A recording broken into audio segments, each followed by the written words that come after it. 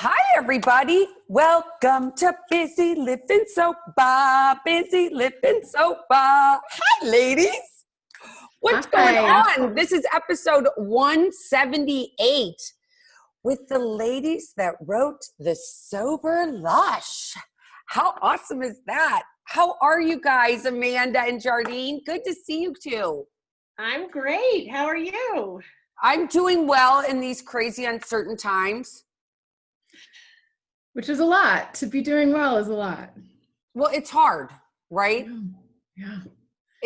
I find it's like I have to take it one day at a time, no pun in that. But, it's just the unknown. I call it timeout land.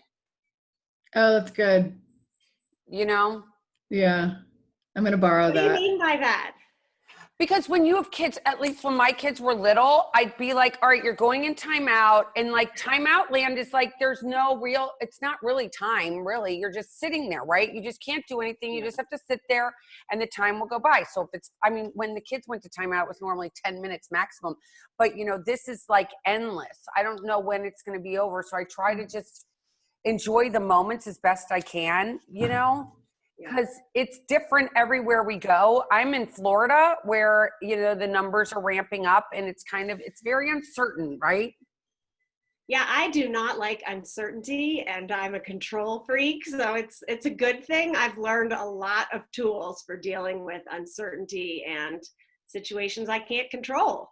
I would say every day I have to remind myself to just back off and not try to control everything. And we don't know what's happening with school. We don't know what's happening with our friends, and it's hard. I want to come see my mom in Savannah, but I don't know how to get there and where to stay. And yeah, I love Savannah, by the way. It's really because we have we also have a house up north in Philadelphia, outside of Philadelphia, where and to even get there, I don't want to fly. We'd have to drive, which is a very long drive. And then it's like, do we stop along the way? It's crazy. We drove from Austin here to Colorado, and it was 2 days. And the planning and the uncertainty of when we were going to go and if and how was so terrible that now that we're here, I feel so relieved. We don't have to discuss every night. Are we going? Do we bring all our own food? Yes. I found a sanitized Airbnb along the way, and I'm so glad to be here that I don't know when we'll leave because I can't go through that again. You should stay. I think you should stay. You should come. I know, and I'll come meet you. Well, I'll come meet you there. I know about a sanitized Airbnb on the way. Hey. So tell me this. Tell everyone that hasn't read your book how you two came together. I read it. I read how you guys met. Well, will you tell our listeners? Yes, I'd love to tell that story. Do you mind, Jardine? Of course not, no. So I had gotten sober, many times and then gone back out. And one of the biggest problems for me with staying sober was that I thought I could just live in the same life. I thought, I just won't drink Chardonnay and I'll do all the same things and it'll be great. And it wasn't great. I didn't know how to re-envision my life. I learned so many tools from so many people, but then finally a friend we have in common told me that I should meet Jardine, who was also a writer and also sober. And I remember going to Jardine's house the first time. I've told this story now a few times, but it's one of my favorites because I walked in and Jardine had a pot of hot French press coffee in her beautiful home, playing music, surrounded by art and books. And it seemed so glamorous. And I thought, oh, this is what I want. I want this life. There's no room for booze because it's so beautiful and wonderful. And then we talked for hours and it just started to feel like a whole new life was possible for me. And it was.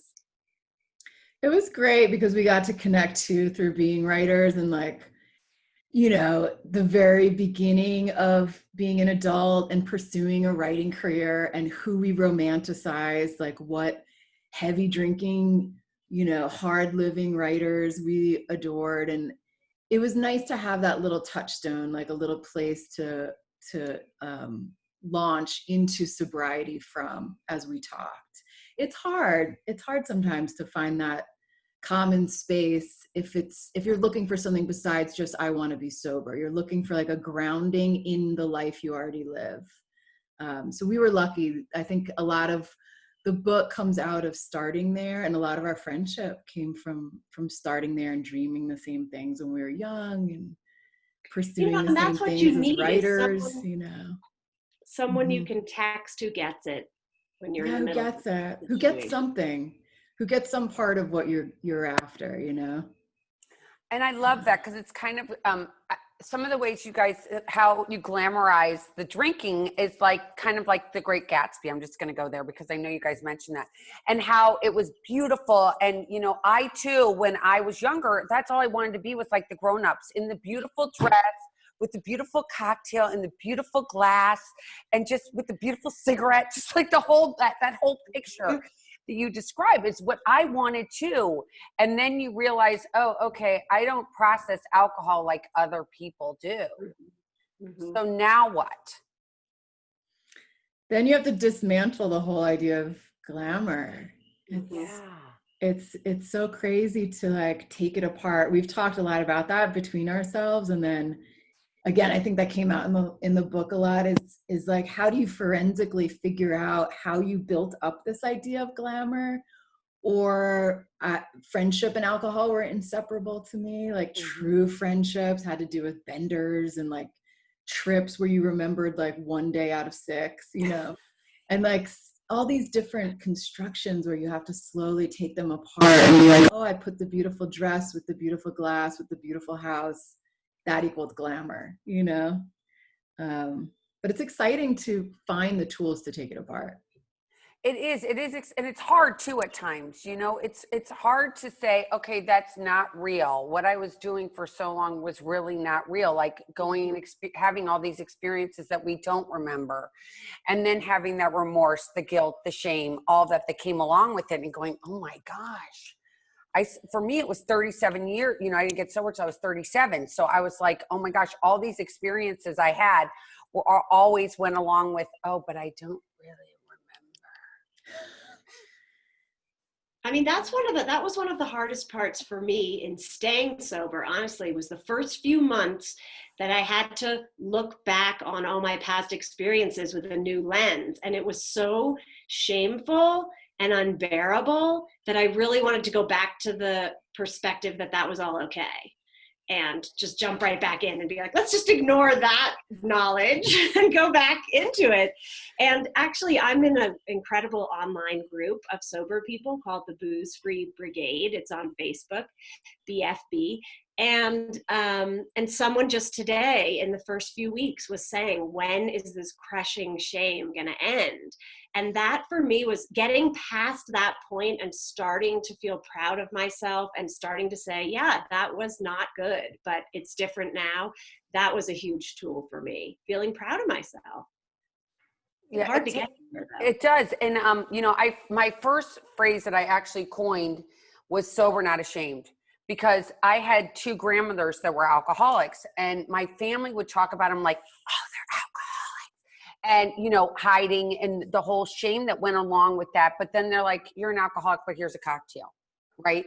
It wasn't like, oh, let's help this person. Let's see if there's another way. And I think that's what I love about the Sober Lush. There's a new way of living. It doesn't have to be, so shameful. It can be fun. You can have life that's full of like so many exciting things, even though there's no alcohol involved.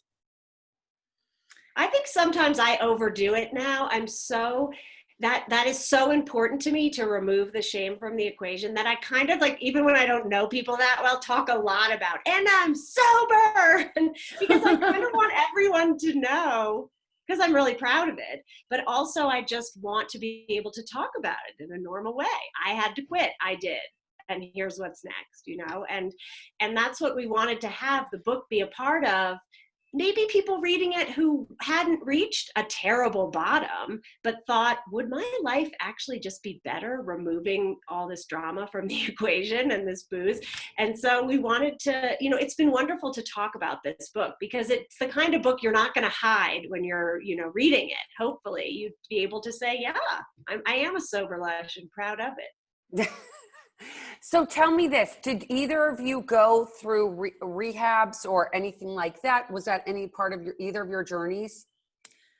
I had a great therapist. I also tried to get sober. I probably knew in my mid-20s that I would have a better life if I was sober, and stubbornly just could not, engage. I went to a couple of meetings early on, like in my 30s, and I went to a really hardcore one in the East Village. Like, I didn't ask around. So I kind of ended up at the most raw meeting that there was in all of New York City. And Perry didn't Street? engage Was it Perry there. Street? Yeah. And so I finally, in my mid 30s, it was really getting kind of ugly for me. And my therapist was great. She let me come to it when I was ready. She didn't tell me, like, you have to go to treatment, you have to do this. But when I finally was ready, we talked a lot about what would be best. And I ended up going to an intensive outpatient at the hospital nearby. So I got to keep working, but I would go every night. And I actually didn't tell many people, which I was so not ready to tell people. So I managed to do this 5-week treatment program without really telling that many people in my inner circle, which I don't necessarily recommend, but if that's how you have to do it, then do it that way. However you do it is good. And it ended up being good for me. It was I'd never been able to find structure in my sobriety. I'd have these little 30-day stints and then I'd fall apart, and it was good. It was the bridge to what is almost 8 years now of sobriety. So. Oh, congratulations. Yeah, congratulations. And what about you, Amanda? So I also had a great therapist. I grew up with an alcoholic dad who's now sober. And so when I blacked out at 14 for the first time, started this drama of, am I an alcoholic? No. How can I drink? I remember reading Drinking a Love Story by Caroline Knapp, and I took it as a guidebook in the sense that she talks about, if you go too far, you're going to have to quit. And I was like, okay, I'm never going to go too far. So as a control freak, I just spent so much energy moderating. Honestly, I'm like the badass moderator of all time. And it was so exhausting. And I did it for so many years. And I would go to meetings, and I think I consciously chose a really rough meeting so I could be like, okay, I am not like these people. But then the most disheveled dude would stand up and start talking, and it was like my brain. Like, he was saying what I thought, but I just kept saying, well, then at one point I thought, now that I've gone through the 12 steps, I can definitely drink and use all that information. And so I still remember the day my therapist said, though, it doesn't seem like you can control this, but if you can't, and you accept that, you can't be mad at yourself for all the times you didn't control it. And that was so freeing to me. Like, yeah, I can't. And that means I don't have to feel ashamed for all those times because I couldn't control it. And so I quit, and I went to AA, and I found this group online, and I met Jardine and a few sober friends, and it was all helpful to me. But interestingly, I found my home in Al-Anon. And there's an incredible group that I go to, and I am a classic codependent. So the Al-Anon program worked for me as an alcoholic, interestingly, because it's very gentle, and it's a lot about, it's similar but different to AA. So that's the program that I've found peace in, and being sober is a part of that. And how long have you been sober now? Over 4 years. That's amazing. That's amazing. For blackout. It's very interesting. So, I'll have, God willing, 14 years in August. Wow, it's amazing. Wow. It's crazy. But Busy Living Sober, is all about getting busy living sober in the day and whatever works for you, right? So if someone needs to go to cognitive therapy and that's what their answer is, and then that's how they proceed in life. They get to that place where they've gone really deep. Because a lot of us, I feel like, have some sort of trauma or something that happened in our past that we were like, oh my gosh, if I feel this, if I really go there to that place that hurts so badly, and if I admit to it, then it's going to be like Humpty Dumpty. and I'm going to become a million pieces all over the place.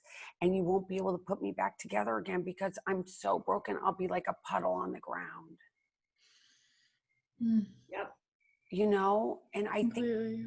you know, so having that person in your life and you two finding each other, right? Is that just like, it's something intervened? We can call it a higher power. We can call it God. We can call it Buddha. We can call it whatever it is. But to have someone that you can relate to on that level, that's, you know, it's real. And that's why it's interesting, Amanda, you said you were, you know, I know you were joking when you were saying you were over telling people about it, but I wish I had over talked about it in my younger years or just talked more. It's sobriety in general, or the curiosity about it, or the fears around it are so stigmatized that I was so quiet. And I think we ended up knowing each other because we both were talking about it more. And so somebody who knew us both connected us. So if I had advice for my younger self, I would just say, put it out there. Like, if you have questions, put them out there, and then you're more likely to find that, or higher power is more likely to set you up with that ally who's right for you, who's going to say, oh, I did this therapy, or I went into this group and you might love it, or online, blah, blah, blah. I was so silent, you know, that I think I probably kept things from advancing in terms of progress and connection for decades, you know? And I That's think a that perfect example of like Jardine saying the perfect thing that makes me feel so good and peaceful. Thanks. I believe it's the shame that you, and I think it's that inner shame we have about ourselves and constantly judging ourselves and constantly going to that place where, oh my gosh, why can't I drink like a normal person? Why is it that I always have to push the envelope to that next level where I wake up the next day and I'm like, who's that? Okay. You know, it's, there's just so much, because that's the last thing you want to be, because I believe, like, still today, even though we're in 2020, they portray the alcoholic as someone that's like in, you know, there it's a bum, it's someone who lives in the park, they carry their bottle in a paper bag. God forbid they have 2 cars in the driveway, they live in a nice zip code. You know, nobody would ever want to say that that's what it is, but it's truly, that's who we are, you know? We are people who live in zip codes, and we do have jobs and we do have cars, but we're still broken. Mm-hmm. Yeah, and the other piece that I love about sobriety is listening to the inner voice. You know, I think I had built this persona of like, I'm a mom, but I am wild. Woo! Like, let's get going. And I was proud of that, and maybe a little bit scared to be like the nerdy introvert I really am. And so Chardonnay helped me like go to the party and be crazy. And I didn't know how to feel wild or dangerous without adding booze. And part of it is that I didn't want to be wild a lot of the time. You know, I wanted to be home. And that's something now, a lot of the time, I prefer a bubble bath, so I go and take one.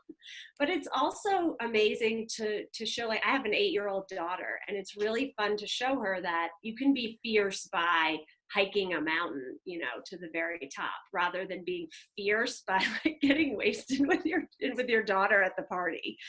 You know, so it's redefining, you know, like we were talking about, redefining all things, but also how you access that feeling of being wild and being exciting, and how you rebuild those, you know, events. Yeah, the way we look at alcoholics and talk about addicts in general is antiquated, and then the way we look at and talk about sober people is antiquated. You know, it just, and I do feel like there is so much movement now and so much fresh air in this world that people are open to the idea that sobriety isn't, you know, soul killing and like the end of life, and, you know, and are more accepting on the other side of like dysfunctional relationships to substances takes place in so many different kinds of households, so many different demographics. Like it seems to be moving forward a little bit. It is way behind. The conversation is so way behind the reality. It's amazing. Isn't it amazing? Yeah.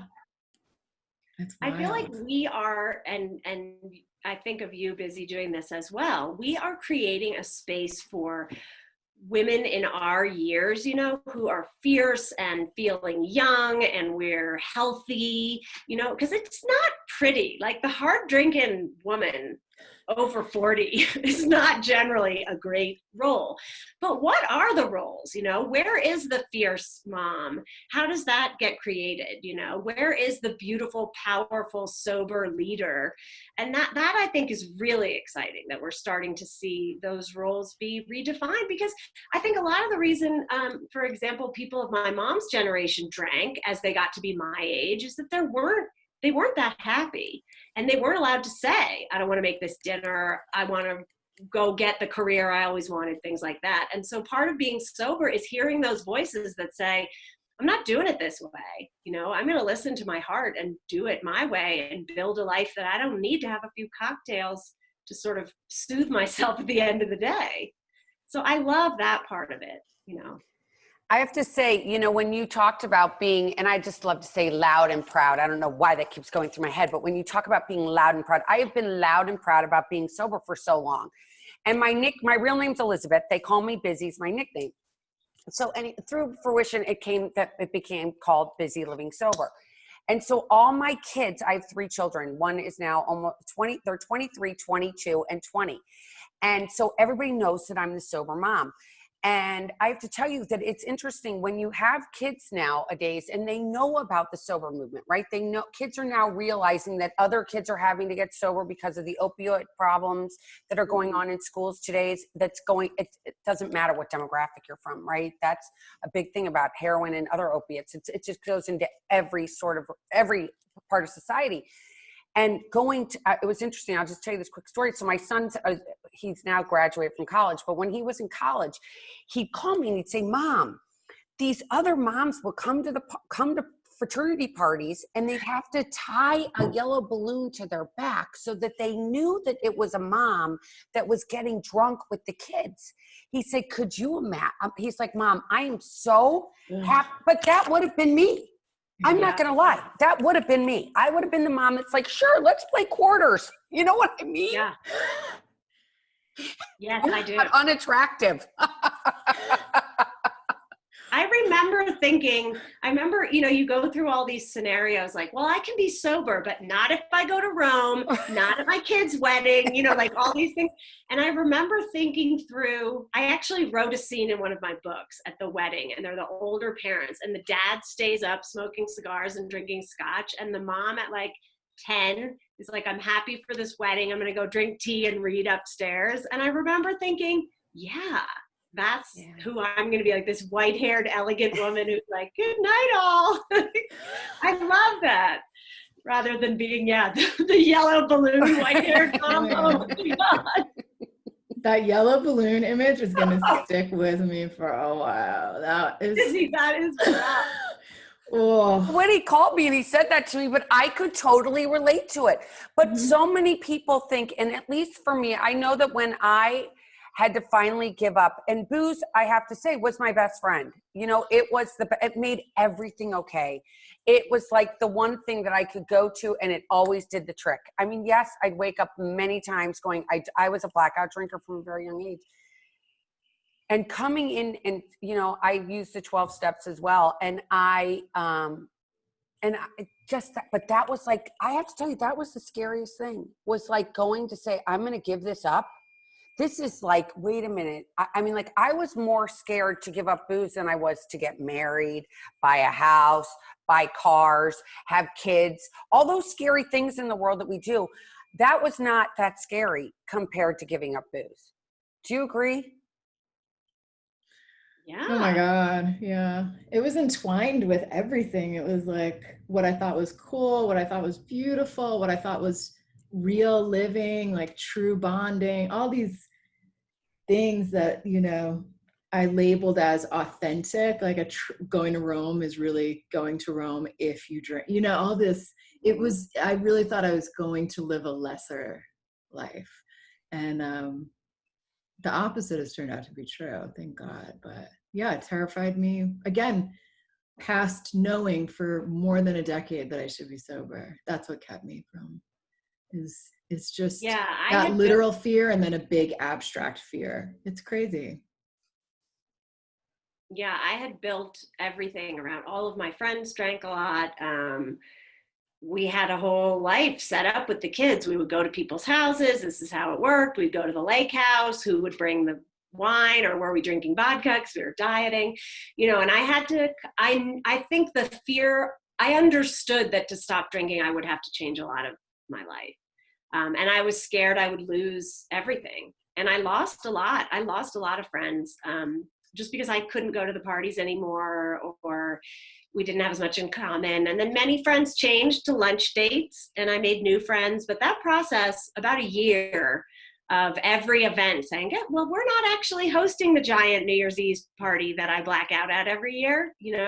I remember that first New Year's Eve of staying home with my kids, and we were all in our pajamas watching the fireworks when we had been the host for a decade. And so, but then once that year and all of those events were sort of reimagined, it got easier. But I knew it would be burning everything down, and it was. And I think the book is meant to portray like a lot of the possibilities on the other side, but not ever meant to indicate it will all be easy or life will be without pain or grief, because those are natural, organic parts of life. And definitely it is not meant to send a message that first year is going to be simple and easy. I think everyone has Originally, to find their way. It's hard. It's hard. I was just going to tell Bizzy that originally the book was a year. It was organized starting in January and going through the year. And I think, we're hoping to bring it out, talk about it more in January as well, because a lot of people sort of get sober in the new year. I like the way that we organized it thematically, because it's open for people to join at any time, and also for international audiences who aren't really worried about their Thanksgiving, Merlot problem. But we did originally think, let's go through that really, really rough year, the first year.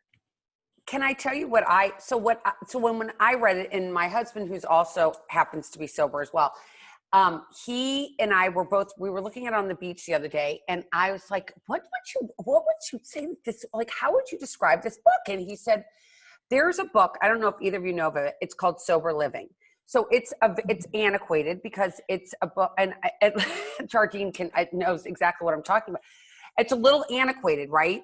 And this book is like a new version for someone that is out there that's hip and wants to have this life that is like, I still want to go to the cocktail party.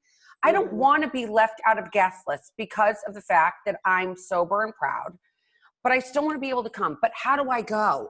This book tells you how you can go and not feel so weird, right? And not feel like, oh my God, I need to have 400 glasses of Chardonnay just so I can make it through till 8:30 or 9 o'clock, whenever, when dinner's served, right? I mean, those are probably two of my most important tools. The vanish, which we write about, which means you can go to anything and you can leave anytime. And I was just telling my son, who was going to go camping with the older kids, he said, I don't want to go. What if I decide I don't want to be there? I said, here's the deal. You go, I'll come pick you up anytime. And so you can go. And he did. And he called me late at night and said, I think they're bears. I want you to come get me. And I did. And he had enjoyed the camp out until then. And the other piece is feeling like you have a group that has your back. And that's what is so useful about so many recovery programs, because you can be at the party where nobody gets it, but you have a group of friends who do get it. And, I've texted people from closets at parties, from bathrooms, and it makes all the difference in the world to know, there's a lot of people who get it. This is not fun anymore. You can go. And, because sometimes when you're in the world, especially if your family drinks or a lot of your friends drink, it can feel like you're crazy. I think also, like, you and I have talked a lot about this, Amanda, there's like the party that you go to because you think you have to. And then there was also this deep dive we both have done independently and then together, just talking as friends, like, what is fun? What do we want from a party? Like, if it has nothing to do with what's in a glass, then what is it? And I think my idea of fun and partying and what is joyful, what is celebratory, what is like coming together with people, what is rock and roll, what is wild, that has all probably become more defined, because I think it used to be more about a party is where you're supposed to be. It's very group oriented, you know, where are the people tonight? What was I invited to do? What am I expected to do? And sobriety for me has been like a kind of new autonomy where I figure out what do I want to do and what's fun, and when do I want to go home, you know, when do I want to call that Uber? And do you think, and I, don't you think that you have to find like self-love and self-compassion and forgiveness? And I think that that's like one of the hardest hurdles, I think, about being sober. It's like being okay with what's inside and going, I'm okay. I'm okay, even though I still remember what I've done, and being okay with that self-love. And I feel like they don't teach that to us. You know, they don't ever teach you, okay, it's okay to be in love with yourself and like yourself. That doesn't mean you're a narcissist. It's so funny. I definitely was raised in a culture where any sort of therapy was thought of as indulgent, you know, and like dramatic, and you want attention. And sobriety even was like, I think, seen just in the broader, like little microculture that I was in. For whatever reason, those were the values that were passed down, that like sobriety was even a little bit dramatic and asking for attention. It was like, buck up, be a man, you know, like, and I had a bias against any sort of wellness or self-care. I was like, oh my God, you're so weak.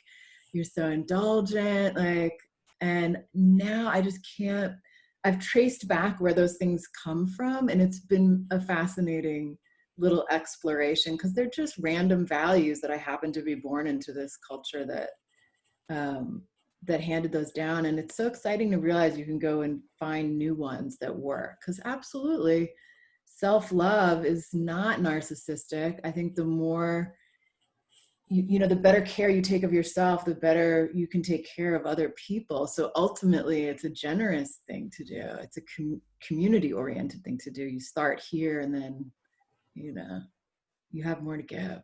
I know what you're saying about that. I mean, even still, when I go to Savannah, it's like, are you still doing that thing, Amanda? And it's almost an implication of drama. Like, oh, you gotta, you know, suck the air out of the room with your whole I'm not having any wine thing. It's like, first of all, who cares? You know, and every night at 6, and they buy me all the fake wine or whatever. Like, do you want a 4th glass of orange soda? And I'm like, oh no, like what?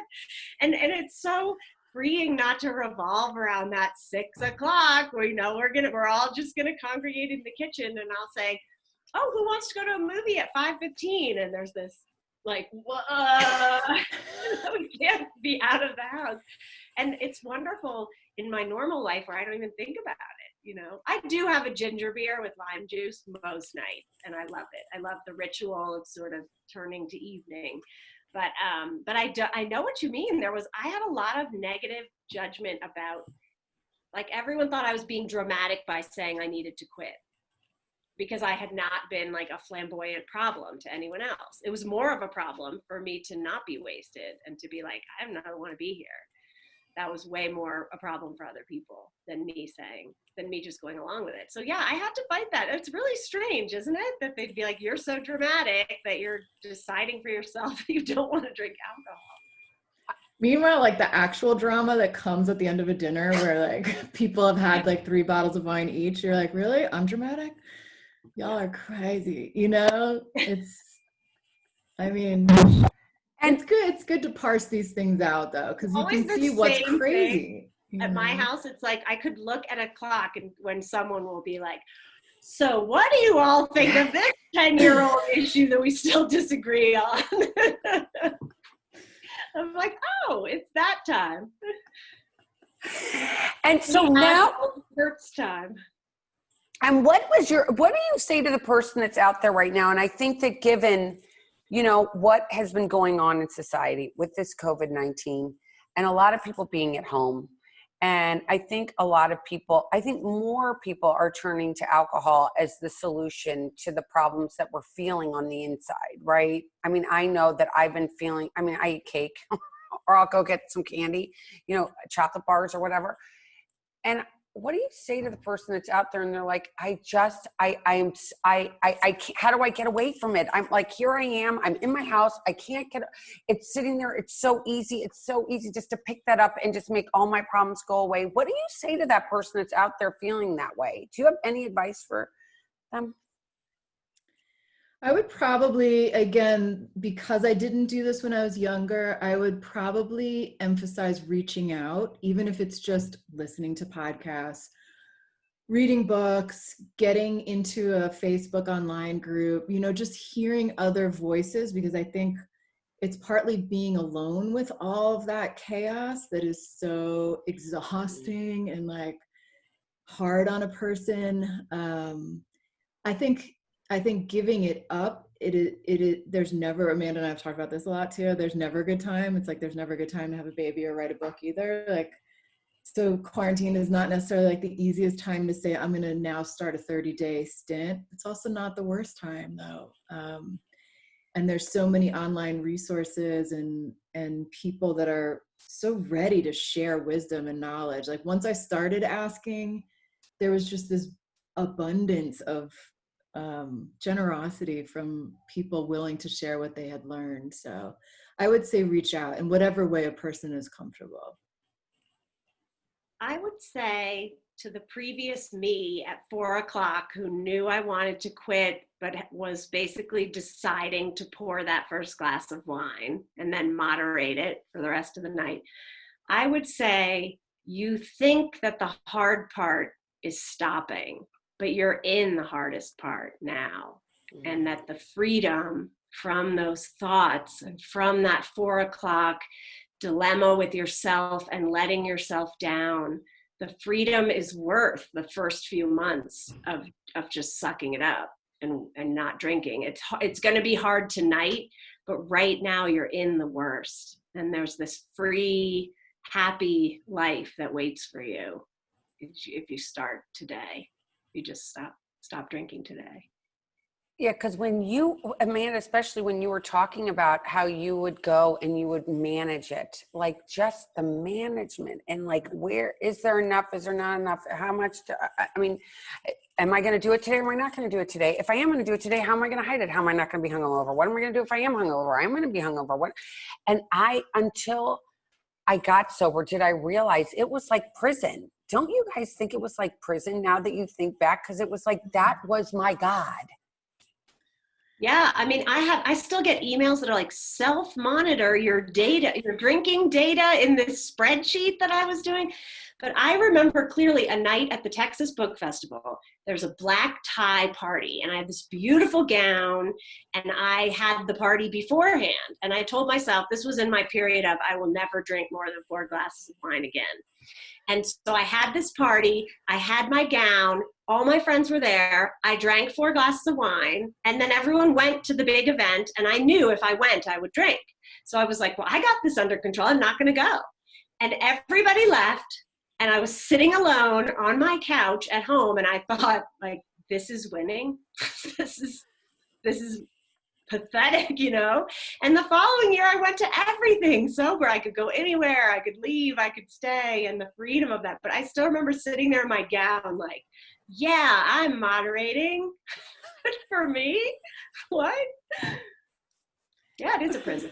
It was hell. It's amazing though. Like I knew that at 30, like, wow, so much of your brain is being taken up by like policing and like measuring and planning and then regretting and all of that. And man, it is such a strong pull that this thing would keep pulling me over, even though I knew that it was a prison.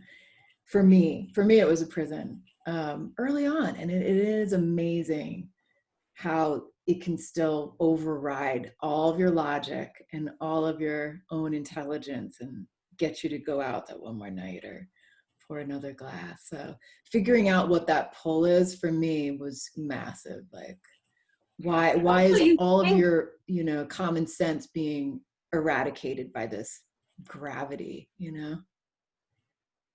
I think I also thought that if I didn't drink that night, I would keep feeling the same way.